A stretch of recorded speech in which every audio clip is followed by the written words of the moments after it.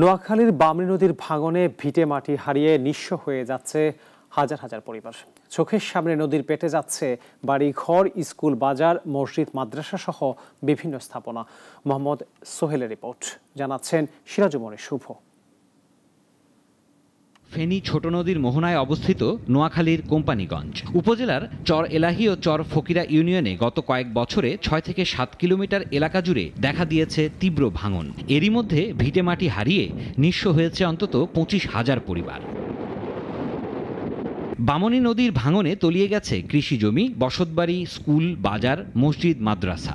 আসছে বর্ষায় ভাঙন আরো ভয়াবহ হওয়ার আতঙ্কে স্থানীয়রা। দ্রুত সময়ের ভিতরে যদি এই ব্লক নির্মাণ করা না হয় তাহলে ২-১ বছরের ভিতরে আমাদের যেই চরালি ইউনিয়নের কেন্দ্রীয় যে বাজার এবং ইউনিয়ন পরিষদ ভবন সহ অসংখ্য স্থাপনা নদীগর্ভে বিলীন হয়ে যাবে। ১৬ আনা ভাঙিয়েছে ৫ নম্বর ওয়ার্ড, ৪ নম্বর ওয়ার্ডের মাত্র ২ আনি অংশ আছে, আর ১ নম্বর ওয়ার্ডের প্রায় ১০ আনি ভাঙিয়ে গেছে।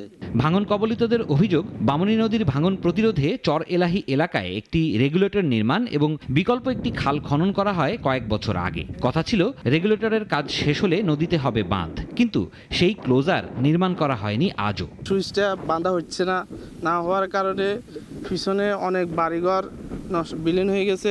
স্থানীয়রা জানান, দীর্ঘদিন ধরে বামনী নদী থেকে চর কচ্ছপিয়া আলগি খাল দিয়ে অবৈধভাবে চলছে বালুবাহী ট্রাঙ্কার। এতে ভাঙনের তীব্রতা আরও বাড়ছে।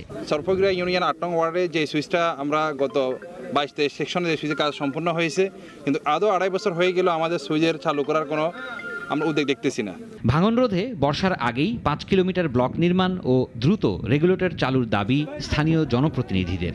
বর্তমানে অন্তত পক্ষে ৫ কিলোমিটার ব্লক দেওয়া দরকার এবং সুইচ গেট ক্রস ড্যামটা নির্মাণ করা অতি দ্রুত করা প্রয়োজন।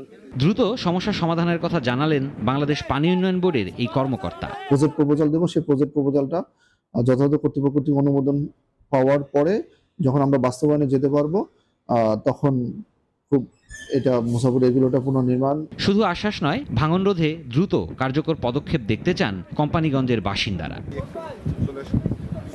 সিরাজুম মুনির শুভ, নাগরিক।